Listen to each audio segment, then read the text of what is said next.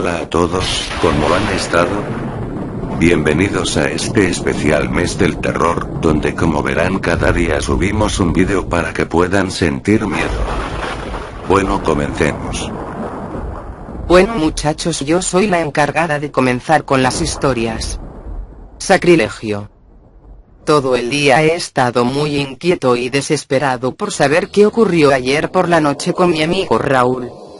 La razón de mi inquietud se debe a que ambos entramos a una pequeña iglesia que estaba casi oculta entre las calles del centro de la ciudad. Habíamos entrado allí sin pensarlo, pues buscábamos un lugar en el cual no mojarnos con la llovizna que caía continuamente desde hace ya varios días. Además, estábamos muy ebrios y la verdad poco nos importaban nuestras acciones en esos momentos. Sin embargo, al estar ya en el interior de la iglesia, nos sorprendió bastante el hecho de que ésta estuviera completamente abandonada y bastante deteriorada en su interior. Y que al juzgar por su aspecto, la misma debería de tener muchísimo tiempo en ese estado. Al vernos en esta situación tan extraña, comenzamos a recorrer la iglesia por algún tipo de curiosidad morbosa inherente en ambos. Después de unos cuantos minutos caminando entre las sombras y el polvo del lugar, nos dimos cuenta que los símbolos de aquella iglesia no parecían pertenecer a la misma religión que Raúl y yo profesábamos, haciendo que los dos nos preguntáramos a quién o a qué se le rendía culto en aquella iglesia. Yo le dije a Raúl que era mejor salir en cuanto antes de ese lugar, pero él no hizo ningún caso a mis palabras y trató de seguir avanzando. Fue entonces cuando escuchamos un ruido que nos estremeció debido a lo inesperado del mismo, el cual se asemejaba al sonido de una persona caminando pesadamente, y que al parecer provenía del fondo de la iglesia. Tanto Raúl como yo guardamos silencio por un momento, no obstante, después de unos segundos, Raúl salió de su asombro y quiso ir a ver por sí mismo qué cosa había hecho ese extraño ruido. Yo le volví a insistir a Raúl que no fuera a ver nada, que mejor nos marcháramos de ahí lo más rápido que pudiéramos. Sin embargo, él se veía mucho más decidido en esta ocasión, y muy a mi pesar fue a revisar el lugar en donde se había escuchado el ruido. Luego de un instante, Raúl se acercó a mí, riendo alegremente y me dijo: allí no hay nada ni nadie, solamente unos viejos cuadros demasiado borrosos como para distinguir algo en ellos, tal vez el alcohol nos hace imaginar cosas. En ese instante pensé que Raúl estaría por fin dispuesto a salir de la iglesia. Lamentablemente fue todo lo contrario, pues por algún motivo desconocido para mí, él parecía estar buscando algo en el interior de aquel lugar siniestro. Y no tuvo que pasar mucho tiempo para que Raúl encontrara algo, a pesar de que no creo que eso que encontró haya sido lo que Raúl estaba buscando desde un principio. Pues esto era una figura tallada en madera que Raúl halló tirada en el suelo, en medio de las butacas de la iglesia. La figura se asemejaba bastante a las figuras de santos de nuestra propia religión, no obstante la juventud y seriedad en su rostro, así como el color rojo oscuro de sus vestiduras, le daban un aspecto ominoso por decirlo de algún modo.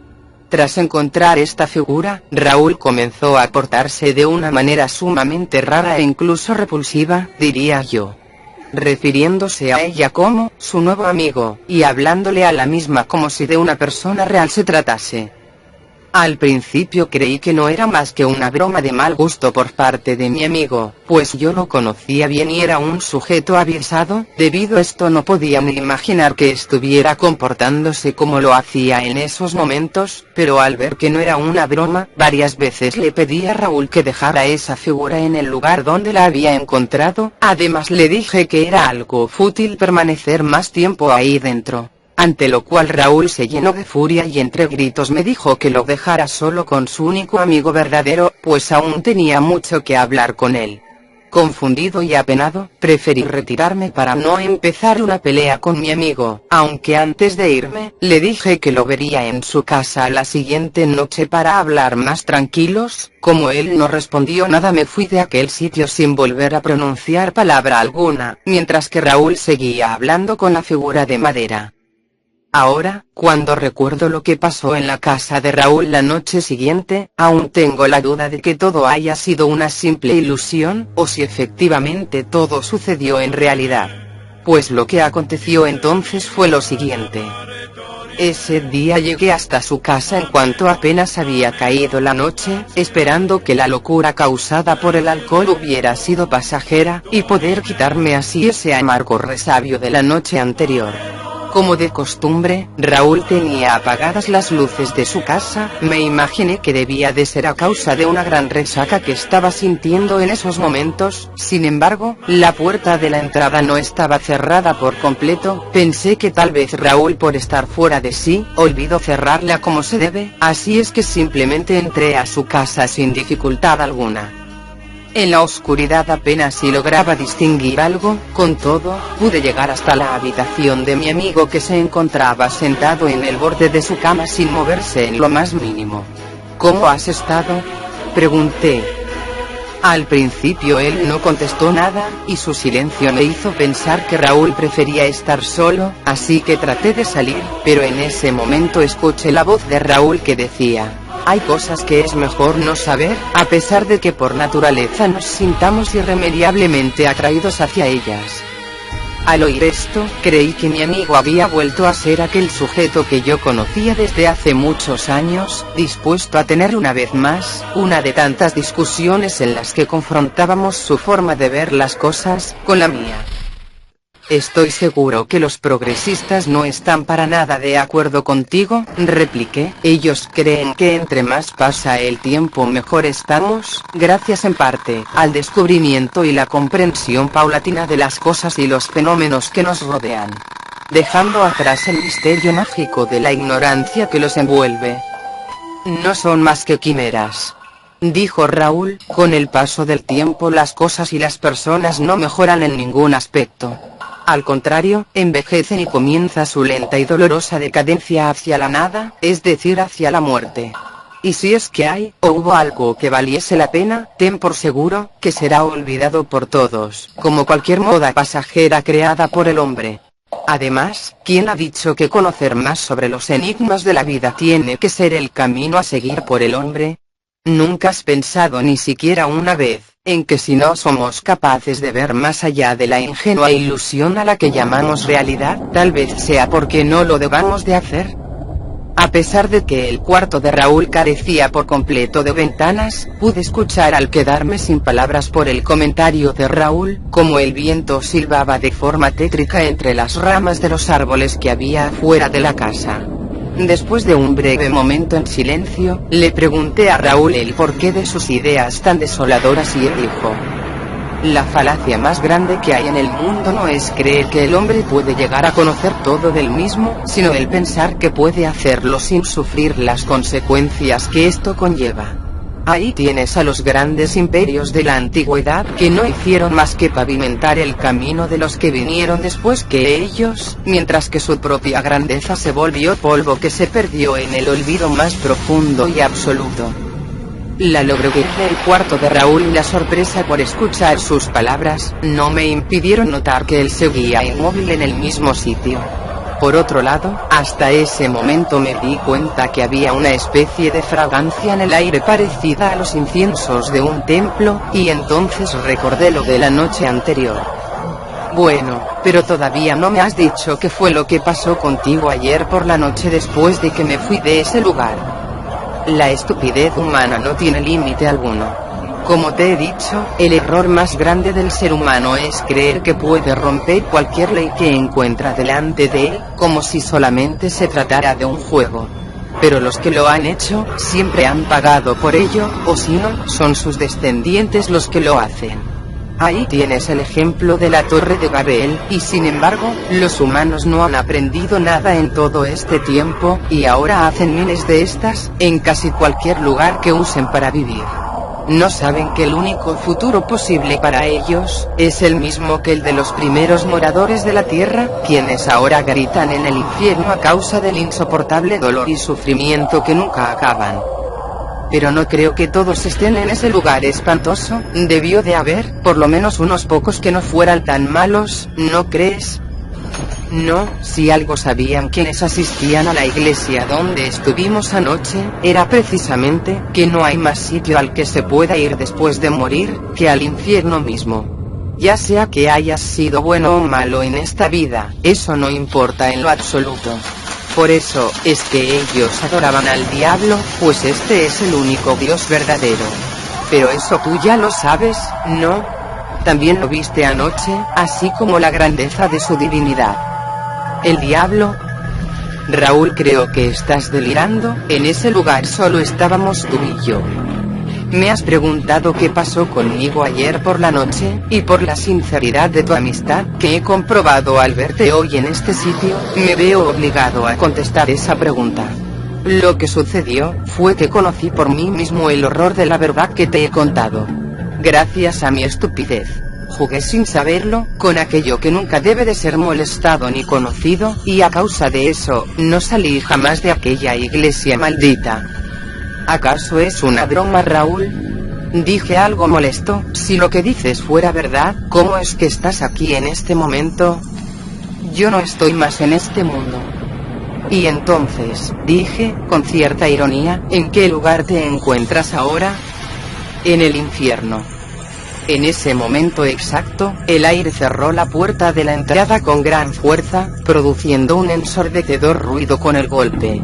Así que fui a revisar la puerta para que no volviese a pasar lo mismo otra vez. Tras hacerlo, volví a escuchar el mismo sonido parecido a pasos pesados, solo que esta vez dirigiéndose hacia el piso de arriba. De inmediato me dirigí a la habitación de Raúl para preguntarle si es que él también había escuchado nuevamente ese ruido siniestro, pero al llegar al cuarto de Raúl, sin pensarlo, prendí la luz, y con gran asombro vi que él no estaba ahí. Sin importarme el miedo que sentía, subí las escaleras para llegar al segundo piso, y al llegar, me pareció ver una silueta humana. Entonces mi mano temblorosa buscó en la pared el interruptor de la luz, y cuando por fin lo encontró, dudé por un breve instante si usarlo o no. Finalmente encendí la luz, y me llevé un buen susto al hacerlo, pues vi que la silueta pertenecía a la figura que Raúl había encontrado en la iglesia. Lo primero que pensé, fue, que él trajo la figura de madera a su casa como una especie de travesura tonta e infantil.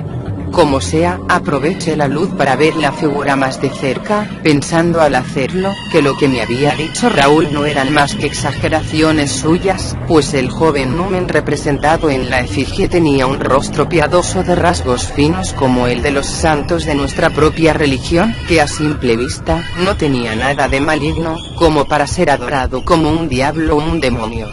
Pero muy pronto me di cuenta del gran error en el que estaba, pues Raúl no se encontraba en ningún lugar de la casa cuando lo busqué de un lado a otro de la misma. Y como esta no tenía ninguna otra puerta, más que la de la entrada, el terror que sentí al darme cuenta de la verdad no tuvo límites.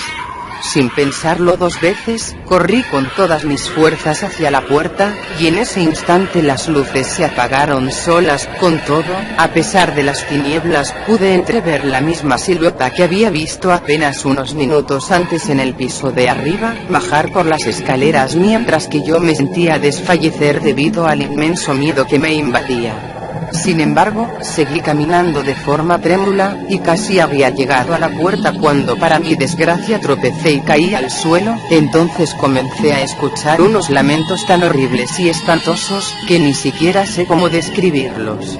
Cuando por fin pude ponerme en pie nuevamente, creí que era demasiado tarde, pues aunque no volví a ver hacia atrás, podía sentir que el demonio estaba a mis espaldas. Hoy es el segundo aniversario luctuoso de Raúl, es por eso que he comprado el tequila que a él más le gustaba, y voy a brindar a su nombre, ya que es lo mínimo que puedo hacer por él. Pues además de haber sido un gran amigo en vida, aquella terrible noche cuando creí haber encontrado mi perdición, una sombra apareció de la nada y abrió la puerta, para que yo, con mis últimas fuerzas, pudiera salir de la entrada del infierno. Ahora sigo yo. La casa endemoniada.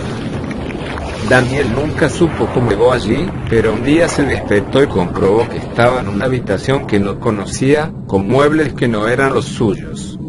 Desesperado, se levantó corriendo, y fue hacia la puerta, y lo que se encontró fue un pasillo apenas iluminado, que no conducía a ninguna parte. Quiso salir de allí, pero figuras fantasmales le agarraban y no encontraba resquicio entre esos seres para salir de allí. Solo se le ocurrió volver a su habitación, donde al menos se sentía seguro. Se sentó en un butacón que había junto a la cama y miró a su alrededor. Aparentemente no le faltaba ningún detalle ni comodidad. Alfombra, cuarto de baño, una tele, armario empedrado, la cama y una gran ventana. Se aproximó hacia ella y tenía barrotes, no veía nada de lo que había fuera porque su mirada se topó con un muro gris, apenas a 2 metros de distancia. Estaba angustiado, sudoroso y temblando y pensó que tenía que buscarse una estrategia para salir de allí. Sonó la puerta, levantó la mirada hacia ella, y antes de contestar, un ser fantasmal blanco y hetero se acercó a él. Empezó a caminar hacia atrás, no quería que se acercara. Pero no podía hacer nada, porque más fantasmas entraron y le sujetaron, y el terror se apoderó de él.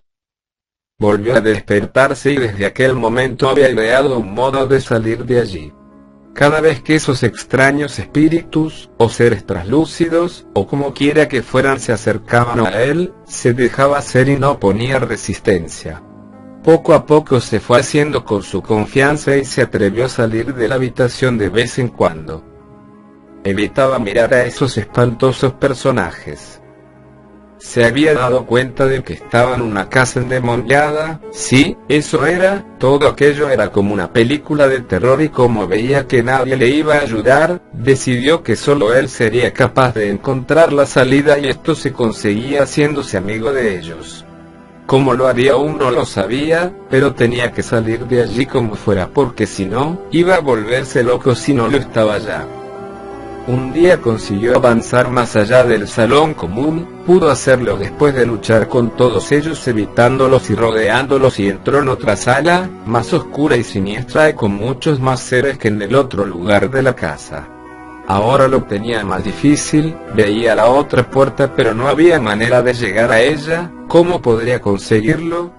Sentía que estaba exhausto y cada vez que podía volver a su habitación, debía de nuevo evitar que aquellos demonios le volvieran a tocar. Perdió la esperanza, se sentía cansado y no se le ocurrió otra cosa que tumbarse en el salón y cerrar los ojos, mientras miles de manos le rodeaban y le absorbían. Bueno, me han dejado para lo último, pero dicen que lo mejor llega al final. El gato de los 1000 ojos.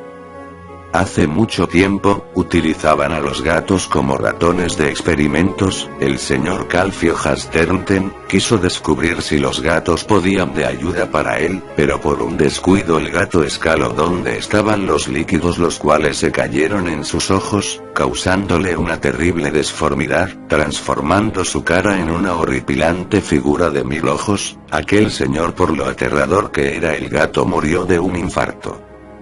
El gato fue descubierto en el lugar, los policías se llevaron a la criatura felina y la mataron. Al tiempo la noticia apareció en cada periódico, noticiero, donde los mismos policías contaban que habían tenido que descuartizar al animal ya que les había sido imposible matarlo. Ahora sí, nos vemos el día de mañana con más terror.